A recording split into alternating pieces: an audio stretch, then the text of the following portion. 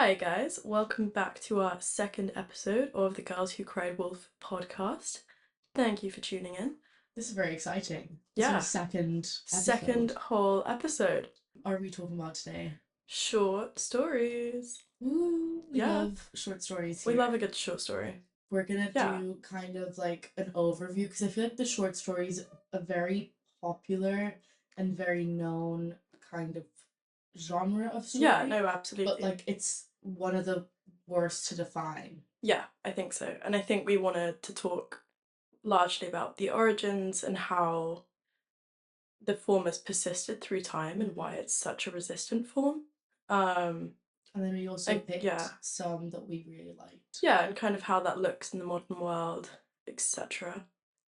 Having a look at Uh, some, we're gonna look at the Telltale Heart, and we're going to look at the Yellow Wallpaper as well, yeah, more in depth, because those are the ones we picked, and we're kind of going to present them to each other as if we haven't read them, as if we yeah, haven't read these perfect. two masterpieces. Oh, Um, but yeah, and present them to you guys and have a bit of a chat about the short yeah, story.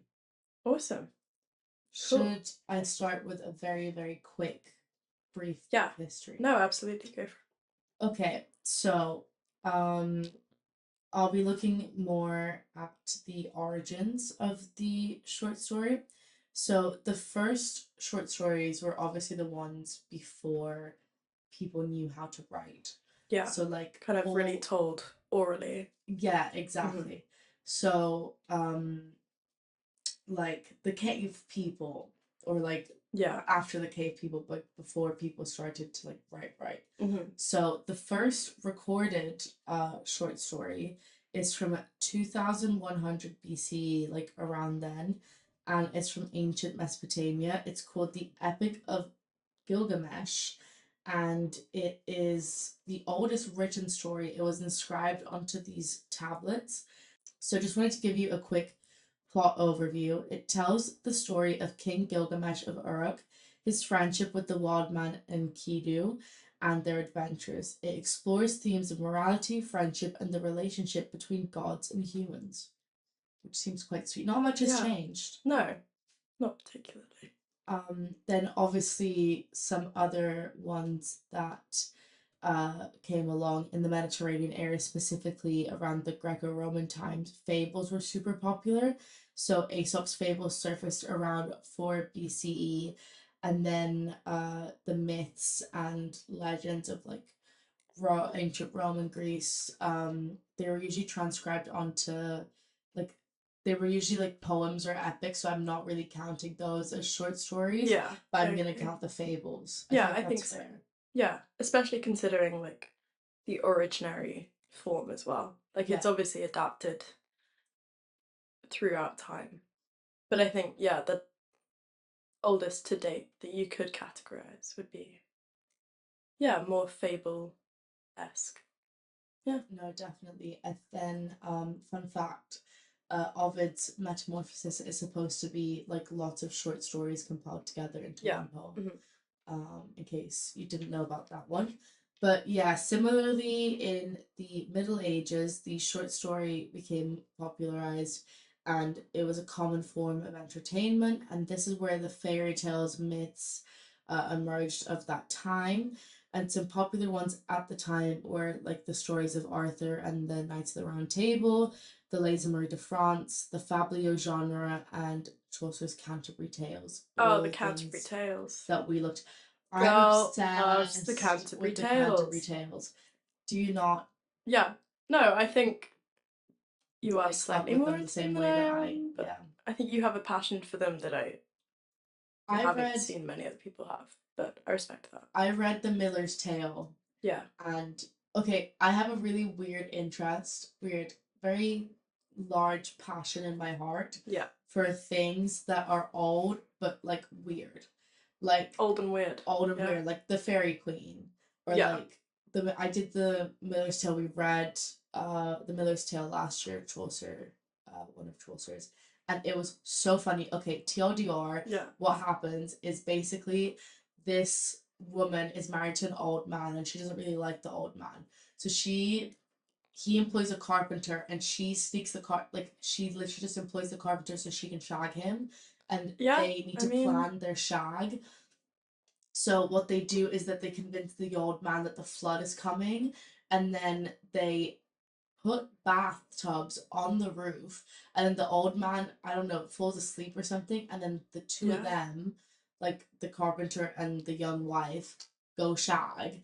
And while they're doing this, I swear to God, this is literally the plot. While they're doing this, some other guy who's obsessed with, like, he's in love with the young wife, he comes up and he's like, oh my God, can I get a kiss? And then she puts her bottom out and then he kissed her Oh my bottom. god, no, I remember Or this. it was the Yeah. guy's bum. Like it was one of them. And then Out, he gets yeah. mad and so he's like, can I get another kiss? And then the bum comes out again. But this time he takes a hot poker and he sticks it up somewhere that you don't Yes. want to stick That it. is. And I mean, you don't really want a hot poker anywhere near you, but like least of all that. yeah, right? least of all where it was stuck. And Yes. that I is think you can, Miller's you know, Tale. infer. Yeah.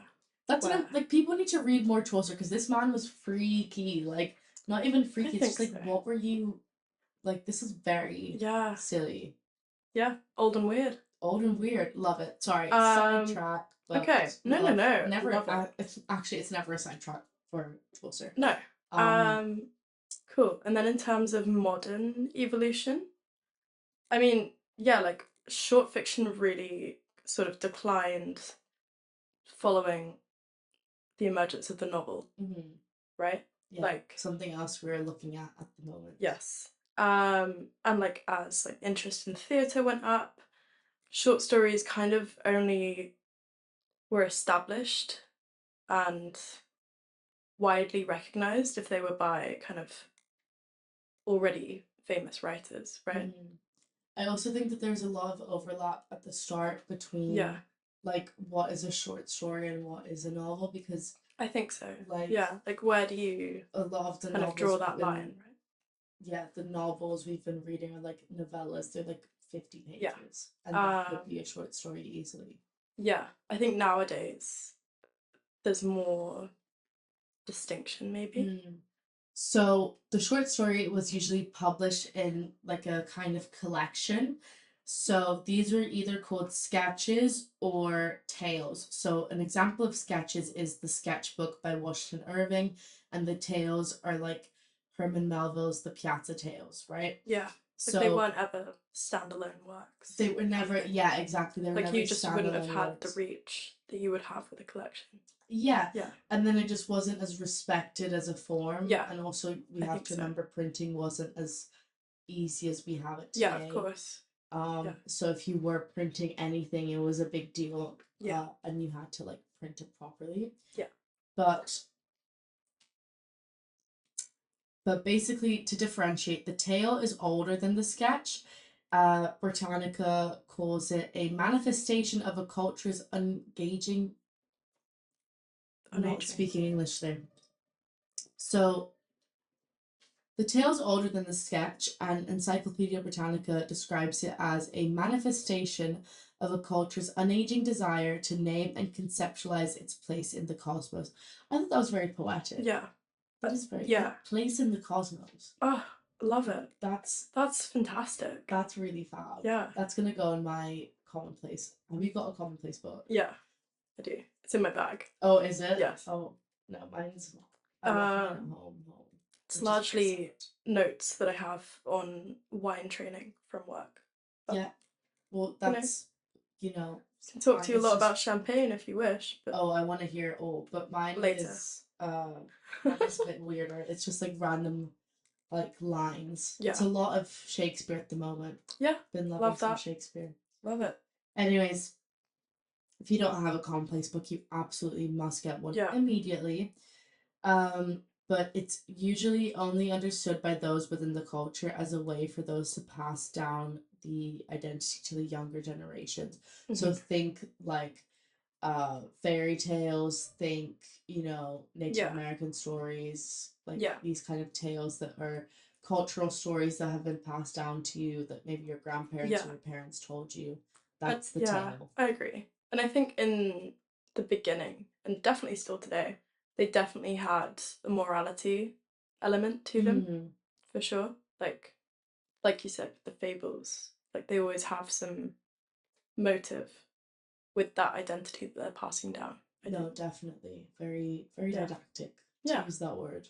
Yeah, and then the sketch is intercultural, depicting some phenomenon of one culture for the benefit or pleasure of a second culture. That's also the Britannica definition. So to explain that, this is very technical, I'm very sorry, but But it's it's worth it. more, huh? It's worth it. It's worth it. Yeah, it's Yeah, so for worth sure. it because otherwise we don't know what we're on about. But the sketch would be more analytic and descriptive rather than complete. It's a bit more suggestive of something. So an example of this is Rip Van Winkle that we read Yeah. last year. Kind Do of you want to loved give a him. bit of a summary of that, Summer? Yeah. So essentially, when was that set? Like, Oh, like when they yeah. colonized America. Yeah, Oh, the I year know, isn't like coming to me, but it's 1800s or something, I want to yeah. say. So it's kind of written, yeah, post-colonially, um, but also retrospectively. So essentially, there's this little man called Rip Van Winkle. Lo and behold, I thought it was um, R.I.P. Van Winkle, and I was like, oh, where? I just thought it was a dead man for like a good oh four no, pages. no, he's just called Rip. Yeah, but who calls Um, their kid Rip? I don't know, I wouldn't. not I wouldn't call anymore. it Rip. I think it's quite fun. Oh, I don't think there are many Um, people called Rip.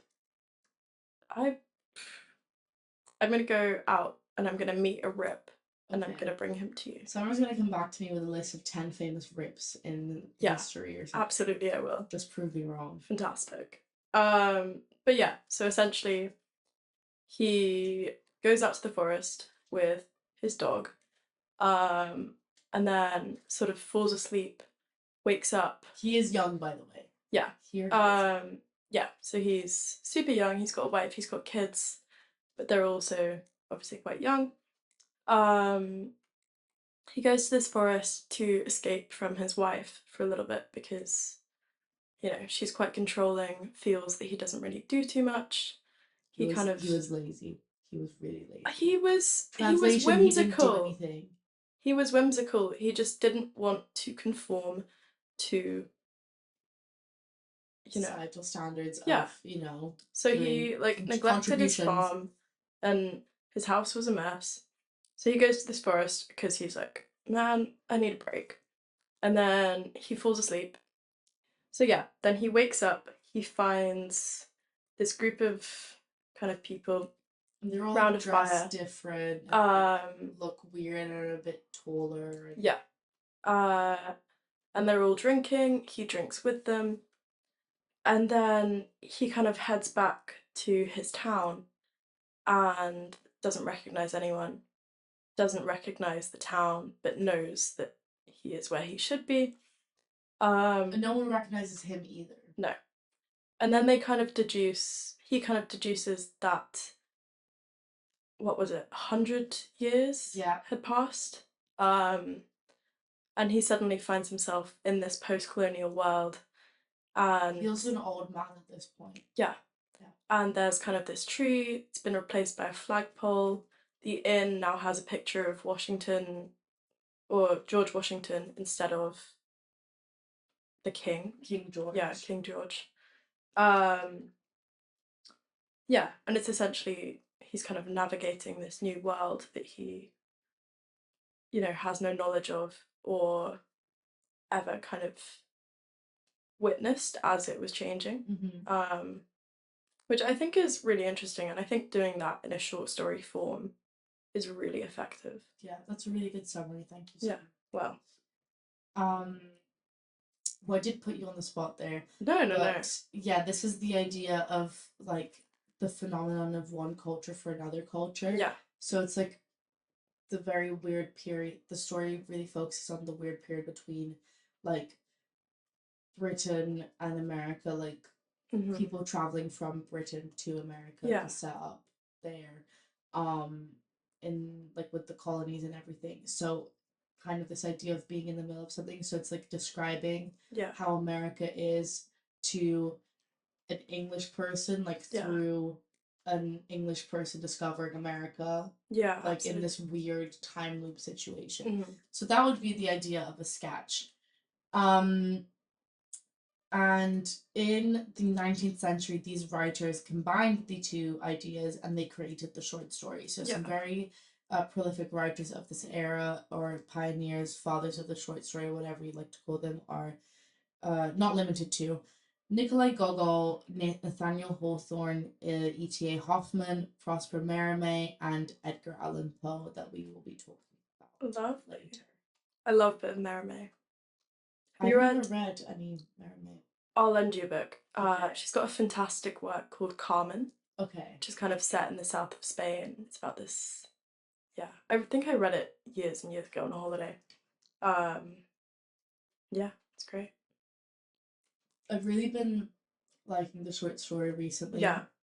Shout out to my mother who wrote short story collection. Oh, nice. That I was it is in Italian though, but it's about like stories about when she moved to London, Okay. but in Italian. Oh, So it's fun nice. to like see Yeah, how yeah, my yeah. mom moved to London and then how I moved to That's so London. nice for you to have.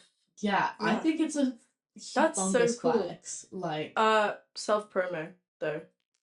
self promo. It's not promo for me. It's promo for my mother. So Okay. it doesn't really count. Okay. I'm Nepo her mummy. only rating on Goodreads and the highest one Yeah. also. So, but yeah, I love a short story. I was Yeah. really reading them when I was working this summer, Yeah. and because I still kind of didn't really have my phone back, and also you can't really go on your Yeah. phone, obviously if you're working. But I could open up a short story on my laptop if I had a Nice. 5 minute break and Nice. read through that. So that's why I was. Yeah. That's where my passion of the short story has No, I think so. reignited. And I think last week how we were saying the essay is maybe Mm. more accessible. Like if you're in a reading rut, you kind of You don't need an want essay, to you need a short tackle a story. whole novel. I think short stories function exactly the same way. Yeah. We had a really, really interesting module last year for American Lit. Yeah. And that was fantastic. Yeah, that was all short stories. That was just Yeah. short stories. Which I think worked really well for the module as well. Because yeah, reading a book every week. Yeah, it was really nice to have the short Intense. story. Yeah. And just something to like. It's refreshing for sure. Very refreshing. And we got through so many different authors and so many different concepts and everything. So this has informed a lot of my understanding of the short story, and so it will be referenced again in the episode. So we're very sorry if we keep yapping on about, last year's American Lit module, but it was really, really cool. Really. Yeah. Do you have a favorite that you read? I did my essay on Recitative, Toni Morrison's work. Fantastic. So good. Do you give a brief summary of that? Yeah, so there are these sort of two girls living in this orphanage because one of their mothers is sick. One of them is just not in a position to care for her. The other mother dances. Yes. Yeah. Or like at least how that's how the kids conceptualize it.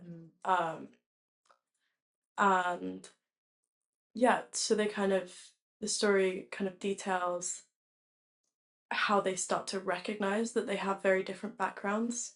And yeah, I think it's really interesting. And then we see them growing up as well. Like I need to give that a reread. It was really, really good. So good. It was them at the orphanage and then them.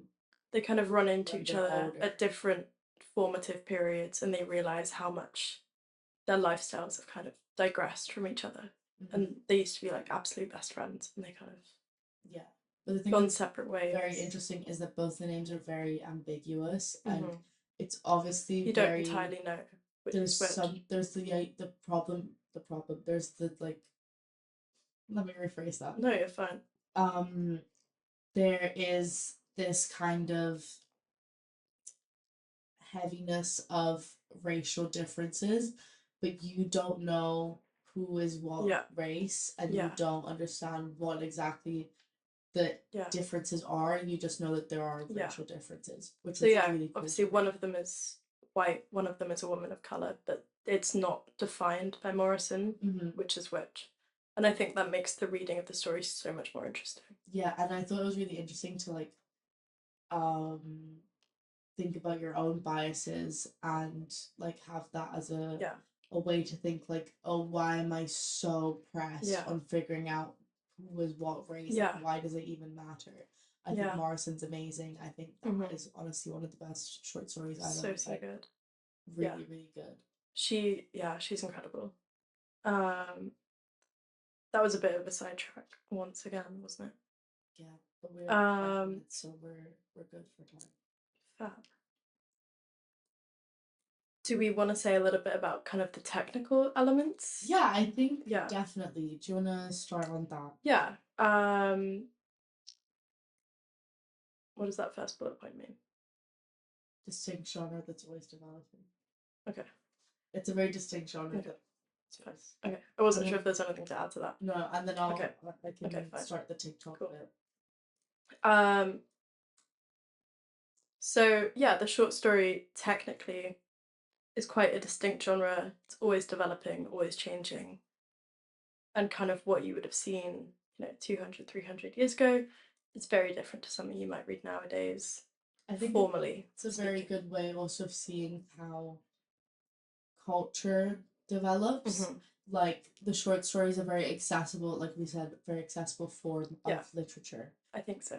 So having that really shows like what's kind of in touch with the culture at the time. Yeah. So when I was planning for this, I was just thinking like, what is the short story of our time? And it's TikTok. It's literally TikTok and how people watch.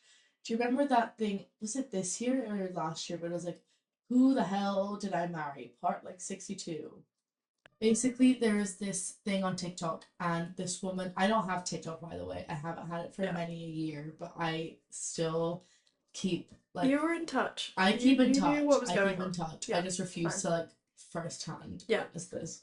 But this woman, she released like, I don't know, something crazy like 50, 60 part story about her detailing like who in the hell did I marry is what she called it, and it was like 3-minute videos of like it was hours of like content, but because it was in 1 to 3 minute videos, broken up, people seem to be able to digest that more. Like at that point you could have read a book, but yeah, she was just talking about like her freak husband that she married. Nice. In like 60 different parts. Yeah. But like to me that is the short story. Like everyone when they're like story time. Who is the short storyteller of our generation? Truly Tana Mojo. Like I love that woman. Fair enough. I love her so Fair much. enough. She gets me like no one else does. Like bleaching tone. I really wanted to touch on that later, but I think it's really relevant now. I think to add to what you were saying, the fact that anyone and everyone can have a platform to publish, whatever it may be, I think that really changes the genre. Definitely. Yeah, and I think having those kind of just like 15-second snippets of someone's story about something really changes the way we intake information and kind of navigate the world in a way that we might have used to do with short stories. Yeah, that's very true. And I also think that maybe even the capitalization of one's like life is very apparent in that, because for sure. Like if I'm telling you a short story, it's like me being like, oh, guess what happened to me yesterday, exactly. blah blah blah. Yeah. And I think that qualifies. I would say so, yeah. But like now it's kind of maybe this like this pressure to like over dramatize things. I'm very hyperbolic. I'm not a liar, but I exaggerate. Really? So never noticed that. Yeah. I will walk in and I'll be like, Summer, I almost died, and she'll be like, why? And I'm like, because the tube was so hot, like I obviously didn't die. Yeah. I love the headlines, Yeah. It's a great time. Exactly. Yeah. You need to know what's up. I can always depend on you for a story time, and I appreciate that. Thank you very much. But it is true that it feels like the stories that are more common to us are less important when there's Yeah. bigger ones being shared and like really Yeah. dramatic ones. But what I That really makes sense. appreciate about the short story, it's kind of idea of taking something small and making it big. Yeah, absolutely. And in relevance to that, I really liked this quote from Goethe that said, "What is a short story but an event which, though unheard of, has occurred?" And I think that Yeah. like some of my favorite short stories are ones where it's literally just a very small, insignificant thing. Yeah. Like, you know, the yellow wallpaper, for Hmm. example, and then turning it into like Yeah. wallpaper so unimportant, No, absolutely. turning it into such a big Yeah. thing Yeah. to have a story around. No, I agree. I agree. Um, yeah, like a couple weeks ago for this creative nonfiction class I'm on, um, sort of we all had to write a very short piece, 300 words, really didn't qualify as your typical short story. But yeah, I just took kind of a shopping list that I found from a couple of years ago, made that into a story. That's And really cool. yeah, I think it kind of, the form allows you to kind of take anything, however minor it may be, and Would kind a of, shopping list then be a short story, do you think? well, In a I made sense. it. Yeah, I It made it could into a be. story. Yeah. Because it is a story in Um, itself. but yeah, we were kind of looking at Joan Didion and her essay on keeping a notebook. Mm-hmm. It was about how, you know, you can write something down and then years later you'll come back to it. Um, and it will maybe mean something completely different to you or trigger a memory that you would have otherwise forgotten about. And I think it's a really valuable form in that sense. Mm-hmm. That's so true. Yeah. I think it's also a form that's very open-ended in a way, and it is very open to interpretation, being so short Yeah. that like everyone can put their own perspective Yeah. onto the No, short for story, sure. which I really like. Yeah. Moving on, but um yeah, small event made big. Another good example of that was Faith in a Tree that we Yeah. read. I just put that down. Yeah. It's just basically a woman who sits in a tree, and it's kind of looking at this idea of like modern America and Hmm. why they're cutting the tree down and Yeah. parenthood Kind of and such. urbanization. Exactly. Yeah. What else are technical elements of the story? Um, well, they definitely have the plot arc that you would see in a longer work. Kind of, you know, you've got the exposition, rising action, climax, falling action, resolution. They definitely still, for the most part, follow that structure. Mm-hmm. And I think that's definitely integral to kind of their engagement with the reader. Yeah. But kind of just compressing that, I think, is really, really effective. Mm-hmm. And I yeah, think maybe the yeah, resolution sometimes it's not very resolved, yeah, but like in not being resolved, that is its I agree. resolution in a sense. And I think being able to make a short story memorable is a real talent. Mm-hmm. And yeah, yeah, Yeah, that is definitely. my 2 cents on that. Thank you for your 2 cents. I'm gonna give my three Yeah. cents. Oh, No. oh, I do think that there's a different kind of pressure on writing a short story than there would be a novel. I'm gonna talk later, quickly about Edgar Allan Poe and his philosophy of composition. This is actually a really good segue into it. But every writer has their own kind of interpretation of how to write a story. yeah, absolutely. If we could, oh my god, episode idea, if we talked about different literary structures. Yeah, Yeah, yeah, different writers have very different opinions, fab. as one Let's would do it. expect. Um, just wanted to list some famous examples of short stories that you probably definitely know. So, one we already mentioned is Recitative by Toni Morrison. That was from 1983. And 1915, there was The Metamorphosis by Franz Kafka. Have you read that? Yes. Did you like it? Years and years ago, but yeah. How Yeah. much did you like I it? had to act it out in drama. Oh, Yeah, were you the bug? yeah. Can you show me a good bug? No, Okay. Can I see it after? maybe. Okay. I'm really, really excited to see Summer as a bug. I did not. Yeah, I had to metamorphose, if you will, and I was in year 9 and I had like not very many friends in that class and it was a really stressful time because I I was can just kind of imagine. writhing around on the floor. Anyway, trauma dump over. I can imagine. I It's did my not like villain that origin book. story. I'm sorry. This is a very Yeah. controversial opinion. I bought it from Shakespeare and Company in Paris. I got the Oh yeah. Metamorphosis and other stories, and I was so excited to read it. Yeah. And I also got a vindication of women's rights Yeah. there. Oh, Mary Um, Wollstonecraft. but Babe. number one baddie, OG baddie. Absolutely. But I really did not like some of the other books that he had, the other short stories. Mhm. Have you read his other ones or just the Metamorphosis? Maybe one or two. There was one called The Burrow, and in itself it wasn't Yeah. necessarily bad, but like, how much do I need to know about a rabbit's burrow? Because it was like 40 A lot. pages. I would read that. It was very long. Sorry, that was my Okay. opinion. This whole podcast, we keep saying sorry for our opinions. This whole podcast is our opinions. That's Yeah. why you're listening, because you Yeah. want to hear our opinions. Or And you we want love you to for hate that. on our opinions. Yeah. Thank you so much for listening to You us. can also hate our opinions, that is fine. Yeah, that's so fine. Please Yeah. email us. Please text Yes. us. Tell us why you hate what we're saying. We want Yeah. to know. Legend of Sleepy Hollow by Washington Irving from 1820. Yellow Wallpaper by Charlotte Perkins Gilman that you're going to be talking about from Love her. 1892. Bartleby the Scrivener in 1853. And my personal favorite of the short stories, For Sale, Baby Shoes Never Worn. Oh, Which apparently isn't devastating. Ernest Hemingway. It Oh, has been attributed to him. okay. But apparently it's an urban myth, but I don't know how much I believe that. I believe it is Yeah. my heart, Ernest Hemingway. Either way, devastating. Well, why? Because, Because you interpret it like that. yeah, well, yeah.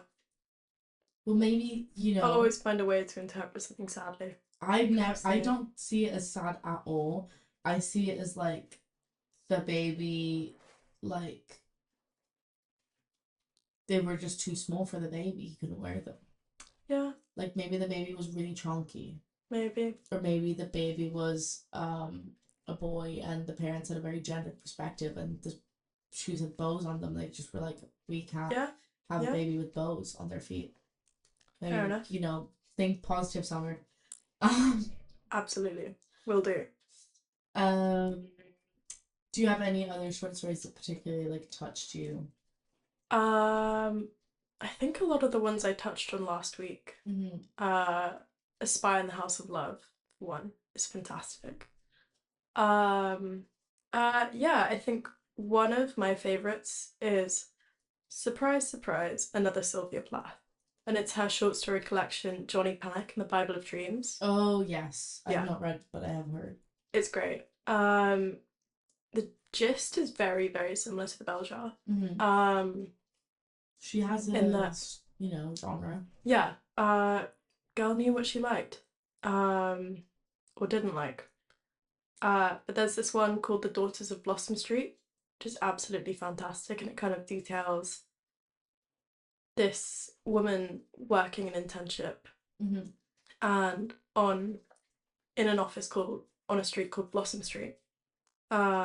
She kind of looks at the lives of all the women that she works alongside and how they diverge and differentiate. And I think, yeah, the fact that she does that as a short story just makes it that much more moving, effective. Thank you for that, Mm. Summer. I'm now going to be a bit boring and talk about some philosophy. So, in 1846, Edgar Allan Poe wrote a essay called The Philosophy of Composition. So, this is how he thinks, his theory about how good writers write when they write well. That's a tongue twister. Yeah, I like that. But the thesis is that stories must have a compact, unified effect, and that every word must contribute to the purpose of moving the story forward. So there are three elements that make up this philosophy: length, method, and unity of effect. Have you heard of this? Yeah, vaguely. Okay. But In you'll know case more than I do. you Go, go, go. have forgotten. So length, obviously, length. All work should be short. He said, quote, "There is a distinct limit as regards length to all works of literary art, the limit of a single sitting." Which, you know what? He kind of gets it. Yeah. He gets the limits of the sitting. Then the method. So writing is methodical and analytical, not spontaneous. Quote, "Most writers would positively shudder at letting the public take a peek behind the scenes, at the fully matured fancies discarded in despair, at the cautious selections and rejections." End quote. Yeah. I just wanted to include that because it sounded very dramatic. No, I like that. I don't know. I think spontaneous writing can be really Oh, definitely. moving. I think he's being really silly and dramatic. Yeah. But, you have to be methodical and analytical. Sometimes you just need to, sit down and Yeah. write yeah, and just get it out. But- Get on the page. you know. Well, you're more into the writing than me at the moment, Yes. so I'm gonna take your word of advice. Uh-huh. And then finally, unity of effect. So this is the belief that a work of fiction should only be written after the author has decided how it has to end and which emotional response or effect they wish to create. That Yeah. seems very silly, but also makes sense. I don't know. I see both sides to that. I think writing is never time wasted, even if you don't know where it's going. However, Daniel Defoe I was gonna say Roxana needed some more unity of you. effect, man. We do see Yeah. that was just Yeah, like you do that need, was all over the place. That was not going anywhere. but you do need a bit of sense of continuity. Mhm. Stuff needs to make sense, and I think, yeah, I don't think you always need to know how something you're writing is going to end per se. I think it comes to you while you're writing sometimes. As long as there's a through line, that's Yeah. all we're asking for. Yeah, Literally 100%. just a through line, please. Yeah, That's all. yeah. Or modern reference for anyone that hasn't read Daniel Defoe, Gossip Girl. Yes. They did 6 seasons of that show and decided who Gossip Girl was in the last episode. Well, no, and then you they watch it back. decided the first episode, the first season, No, they didn't. and then they decided at people the end. guessed it, and so they changed it. No. Yeah, I swear to God. Who did they decide originally? Okay, Gossip Girl spoilers incoming. Your man, what's his name? Serena's brother. Eric. Yeah, Eric was supposed to be. Oh, I think he was. But then that just wasn't very engaging. And so then they people made blocked it at the So end of they season 1. decided nearer the end that it was going to be Dan. Yeah, which is. But then you watch the ridiculous. show back and there's Doesn't so make many sense. contradictions. Does not make any sense. So I think the producers lacking a little bit in unity of effect. But that, or In don't the even same get me way started that- on Pretty Little Liars. Like that does not. Yeah. Don't even. Oh my god. Not even. Don't even get me If started. you have a, you know what, shows can end. Yeah. Shows can end, And sometimes they need to. We don't need Yeah. a bajillion seasons of shite. Like we just need one good Yeah. season. Like Riverdale, just No, Riverdale's just cut fine. it short. I'm sorry, I love Riverdale. But just I love watching Riverdale, like the way I- watch Glee. I think I got to like season 3 and I felt a little bit like they were clutching at straws and just Oh, but the thing inventing is, you plot can't lines take just it to have something serious. to. Yeah. It's not serious Yeah. work. Like, what? Yeah. Like Madeline Patch went on a podcast and she was saying, it doesn't make any sense to me either. I Mm. had a dead brother who hadn't decomposed after 3 years that I was still speaking to, and then I was a witch that Yeah. had powers, and I was like, you know what? That kind of sounds like a fair Bible. enough, but also I like to not have to suspend my disbelief too much sometimes. Okay, I can appreciate that sentiment. I haven't watched Pretty Little Liars, so I can't chime in on that. But my dad I did a season and was that was obsessed. it. Yeah. Your dad? My dad was obsessed. Yeah, he knew all their names. I like walked into the living room during an episode, and I was like teasing him, and I was like, "Oh, what's her name?" And he was like, "Allison." Oh, And I was like, "Oh, oh, he Okay. knows. he knows. He knows." He was ready. Yeah. I Um, love that for him. yeah. I love that so much. He was like, "What's happening to Spencer?" And I was like, "Man, Who knows? Yeah. Right, let's get back on track. Yeah. Would you like to talk about the yellow wallpaper? I would. Okay, so Yellow Wallpaper was a short story published by Charlotte Perkins Gilman in 1892. And it kind of describes this woman living in this mansion over the summer with her husband, and she's got a lot of postpartum depression. So he prescribes a rest cure, which is essentially what it sounds like. Like she just takes some time and rests, largely in this bed in a nursery with, lo and behold, yellow wallpaper. Um, and there's a really semi-autobiographical element to the story, which I'm sure you know about. Yeah, so Gilman had a lot of postpartum depression herself, and she was prescribed a rest cure. And she kind of channels, yeah. She sort of channels that into the story, I suppose, as a means to kind of, yeah, just. I'd find that quite therapeutic. I always like to write about things that I've sort of experienced and subvert them. But anyway, but yeah, so she kind of uses this room with its wallpaper as sort of a metaphor or a stand-in for the cage that she feels is womanhood and her experience of it. I do feel like short stories do make a fabulous use of these things, like very specific weird symbols and objects, and that's something. No, for sure. In case we didn't mention it before. No. That actually segues really well into my next point. I think there's so much value added to the yellow wallpaper by the fact that it is a short story. I think it just makes it more intense, and the compression, ambiguity that kind of pervades through the story is made more apparent and more moving by the fact that it's a shorter work. But yeah, I think the short story really lends itself to kind of these themes that maybe weren't as popularized or like talked about. And I think that stands true today.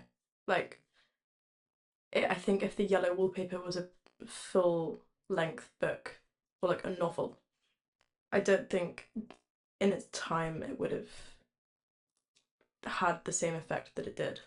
I think people would be like, I don't want to read 300 pages about a woman talking about her wallpaper. It's also, I think, a safer way for writers to feel like they can explore an idea. I think so. The daunting novel. Yeah, like, yeah, I think so. Like, I don't think length is a determiner of quality. It can be, sure, but yeah, I think short stories do really well for themselves in that sense. I think so too. Being able to compress something into such a small space, I think is really interesting. I think, yeah, they really lend themselves to kind of feminist, psychological themes. Just kind of the lesser talked about things. I think they function really well on introducing society to something that they wouldn't have previously considered. And kind of what I mean by that is, yeah, like you're not necessarily going to read a full novel on something that you're not sure if you're interested in. Yeah. So I think they give the writer a wider audience. And I also think for the reader it's more accessible. Yeah. Yeah. Do you know what I mean? Kind of. Yeah. No, I understand what you mean. I think definitely those are all things we've touched upon, and like we keep saying it, but it is truly so important and so integral to the short story, I think. Yeah. And it's just this kind of safe space. Like it's a very undefined space, and that's what makes it safe, because you can make it your own. And I think that's really evolved into something like Substack.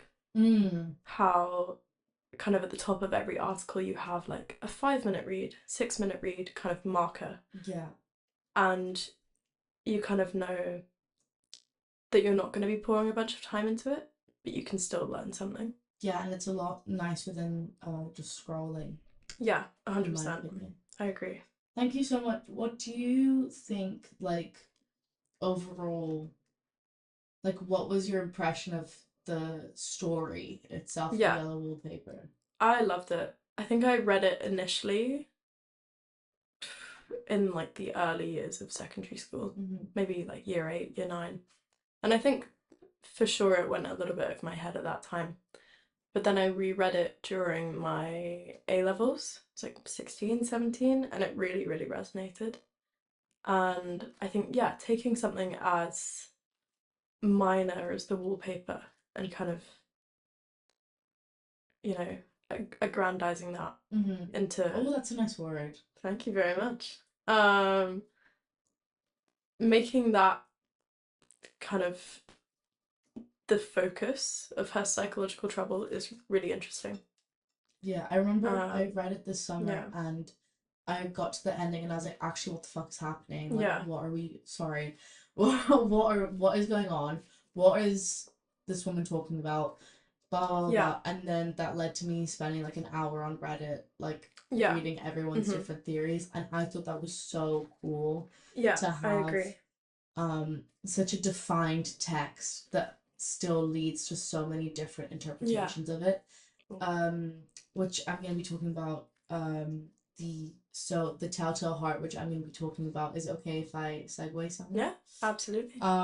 So the Telltale Heart is a impressionist story that was published in January 1843 by Edgar Allan Poe. So what is an You impressionist love a bit of story? Poe. I love Poe. Yeah. I was walking through. You should join the Poe Society That's a thing. in Gilmore Girls. Oh, right. Um, Sorry. my eye It roll. probably is a You thing. could hear It my eye probably roll, I is. think. Um, I was walking down Kingsway on my way here and I saw like three ravens and I was like, oh my god, this is so poetic. Um, Poetic. That's a very great name. funny, Thank very you. funny. Sorry. So it just makes me think of the Teletubbies. Like tipsy witsy, do do la Yeah. la po. Anyways, is Edgar it Allan Tinky Tinky Winky. Winky? Edgar Allan Tinky Winky. Fantastic writer. Um. Sorry. Continue. Anyways, so an impressionist story is a story where meaning is made through the consciousness and psychological attitudes of the narrator, which is that's what Britannica has said to it. Britannica has been a very large source for me, so shout Yeah. out Encyclopedia Britannica, thank you so much. And in Poe's stories, they're often like characters having hallucinatory like episodes. Mm-hmm. So Yeah. the summary the summary of this story is it's told by an unnamed narrator who endeavors to convince the reader of the narrator's sanity while simultaneously describing a murder the narrator committed. The victim was an old man with a filmy, pale blue vulture eye, as the narrator calls it. The narrator emphasizes the careful calculation of the murder, attempting the perfect crime, complete with dismembering the body in the bathtub and hiding it under the floorboards. Ultimately, the narrator's actions result in hearing a thumping sound, which the narrator interprets as the dead man's beating heart. So this is a story mostly about guilt, and I really like the way it's framed. It's like not trying to prove the innocence, but trying to prove the sanity. It's like Mm-hmm. I'm not crazy. Like I heard the heart when I killed Yeah. the man, not I didn't kill the man. Yeah. You know, which is I think that true of many I think that crime stories. is set really well alongside the Yellow Wallpaper because Mhm. that's also like an I'm not crazy kind Yeah, of lamentation as well. yeah, very different Um, spectrums. I yes. think of it, but still the Yeah. same. Yeah. Yeah. Um. So yeah, so the reader can really identify with this story. I really liked because there's no pronouns. Um, there's an unreliable narrator. It kind of starts in the middle of this in media res, just to throw in a little, just throw in a little term there. Got some good words. We've got some great words today. It starts in the middle of the action of the conversation, and it's talking about memory rather than action. So I really like when stories are told like as a memory rather than for the sure. action. Like I watched random but film recommendation. If you haven't seen La Vérité by I actually don't know who the guy is, but Brigitte Bardot is in it. Cool. And it's called The Truth in English. It's fabulous. It's a French film from the 60s, and basically it's all on trial at like a huge trial, and Bardot's just on the stand the whole time, and she's amazing, fabulous. And honestly, like actually insane performance. Yeah. And the whole story is told in flashbacks while talking about it on the stand. Oh, that's so cool. Which is kind of like, yeah, I just really like that kind of storytelling. I think it's really, really creative, and it shows a really skilled writer to be able to go back and forth in storytelling like that. So there is, the memory rather than the action. The first word in this story is true. Yeah. Like, what do you mean the first word is true? Is that because, like, when we're literally lying the entire time, we have an unreliable narrator, and like, who are you speaking to? What is true? Yeah. Who is true? Sorry, love this story. I think it's amazing. I really like the idea of like being haunted by something by having a lack of motive, because the narrator says, object there was none, passion there was none, the idea of murder haunted me day and night. Like sometimes things just, it's really fun to be able to live out these what ifs through something in like a safe manner, because obviously I'm not going to kill anybody, and I will hopefully not. Hopefully. Well, I'd say hopefully. You never. Maybe I'll mushroom you. Oh. Yeah. Well, I wouldn't do that because then I'd have no friends. Find someone else for the podcast. What? You'd have to find someone else. Oh, sorry. Someone looked away, and I was like, "Oh my god, who's behind me?" And then there's a mirror, and then it was me, and I got really scared. The wallpaper here is really. It's giving yellow wallpaper. It's not all yellow, but it's intense. It's like it's intense wallpaper. I can see is like yellow. Can't stop looking at it. Sorry. And it's got black splotches. Anyways. Promise I'm not going crazy. Yeah, we're not going crazy. And then the final scene is about the guilt. So yeah, you're able to like live out this experience in a very short, very safe, confined area, and you really feel like you're immersed in this, and it's something so insane and ridiculous that you would never do. Hopefully. But you like, it's not clear whether or not, there's a theory that I really liked, and it's about like these bugs, and they're called Death Watch beetles, and apparently the thumping that the narrator was hearing could have been the beetles, because he also mentioned them in the walls, but it's not clear if it's like he's schizophrenic, he's just paranoid, he genuinely killed somebody, like he's just lying for fun. Like it's so unclear, but the story is so concrete, and that's what I really like about this story. It's like this is the story, but the story around the story is also so much that you need to then as the reader fill in for yourself. I love a good unreliable narrator. No, my favorite kind of narrator, truly. Should we sorry, side note, should we do, we're at 54 minutes. Okay. So cool. I don't think it's gonna go on much longer. Cool. I don't know. Should we do a few minutes of wrapping up? See where it goes, and then I can just edit it to be longer. I mean, hit that. Yeah. I had, if you read like my bottom bullet point, I think we've already touched on most of that. Yeah, let's do that. We could do like a little holistic. Yeah. Give it a little minute. You bring that up. Okay. So that's my little recap of The Telltale Heart. Really fabulous. I love it. If it sounds interesting, please read other short stories by Edgar Allan Poe. There's one about an orangutan that is really, really funny. That I recommend. But yeah, any closing thoughts, Summer? Thank you for telling that tale. Sorry. You're welcome. I'm with all the puns today. Um, in terms of like modern reimaginings of the short story form, I think we've definitely already touched on that. But I think just to kind of recap, I think the genre has really shifted with the growth of social media. Mm-hmm. Um, because now anyone can publish, anyone can be read. All you have to do is post a TikTok, write a Substack article. And I think, does that kind of situate us in a golden age for short fiction? Or is that kind of a negative thing that anyone and everyone can have their own platform? Does that kind of lead to the demise of quality literature?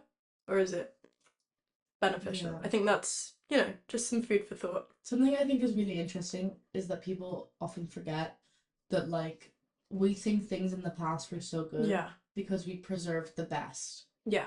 We don't No, keep the absolutely. things that are not as good. So now Yeah. we have so much access to everything. It's like, oh my God, everything's terrible. Like, you don't know if in Yeah. the 1600s they were also like having a Twitter, a Yeah, quick look no, or of course. something. Like, you don't know that. Also, I've read tweets that are better than some books. Yes. So I Yeah. think that, you know, Yeah. it definitely is changing. I watched a film that was terrible. I don't recommend it. It's called Sola, and it's Okay. with Riley Keough. I don't know how I to. don't know. Okay. Elvis Presley's granddaughter. Oh But yeah. yeah, she's Yeah. in it, and she's this really insufferable woman, and it's the story of like these two strippers and like this crazy Mm-hmm. weekend that they have together. But it was all told through tweets originally. So you Yeah. can go on Twitter and find the original Twitter thread. Yeah. This one it was 250 characters. So you can imagine like how short it is. And then Yeah. in 2020 they made this into a film. It's actually an A24, which is very disappointing because it was Oh. terrible. Oh, It's really bad. come And on. then every like 20 seconds, like you hear like a little doo doo, like a little bird tweety Oh. sound, because that's every time that they're referencing a tweet.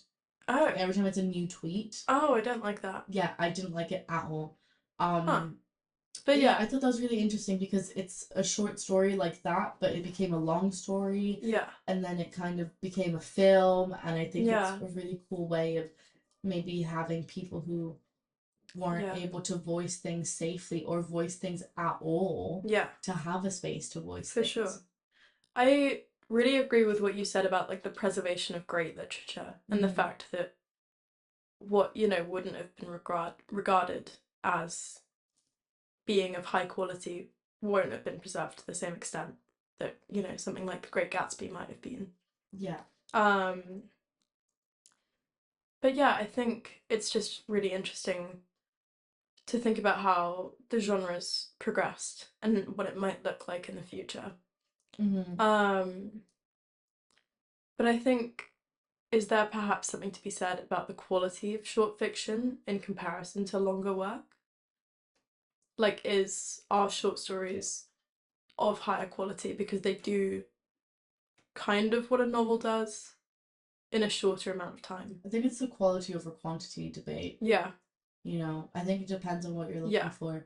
I think I so. personally always gravitate towards the novel more than the short story. Yeah. But when I like a short story, I really like a short story. Yeah. I think just the ability to make something so short so memorable Mm-hmm. is kind of something to marvel at in a way. Like, I don't know. Yeah. Thank you very much, Well, Summer. I don't know. That was a half point. But Please continue in our comments. Please let us know.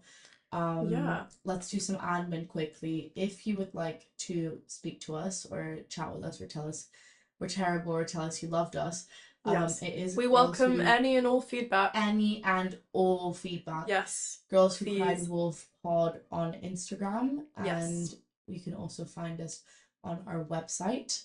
Yeah. Which will be Thank ready. you for that website, Lara. Which will the website's so good. She's gone off. Well, Summer is doing all the Instagram posts. So if you see any nice Instagram posts, that is all Summer's work. Wow. So if you would like to listen to us, reminder that it is Apple Podcasts, Amazon Music, Spotify, and Mixcloud, all places where you can find us. If you are on Mixcloud, we are under KCL Radio. Thank you so much, KCL Radio, for giving us the Thank space to you. yap. We really Yeah. appreciate you. Very much needed. Anything else to say, Summer? Have a blessed day. Have a blessed day. Many blessings. Sorry, Prob. that's if you know, you know. Yeah. Many blessings. Many blessings. This is a story about a man and a sofa, and I will not tell the story. That is a great short story. It's a great short story. More on that next time. And my Facebook Marketplace finds seem to be Yes. great short stories. But thank you so much for listening, and we'll be back next week, Monday, from 3 to 4 p.m. on Mixcloud, or otherwise, if you are listening to us after, you can hear us anytime, anywhere. Thank you so much. I'm Laura.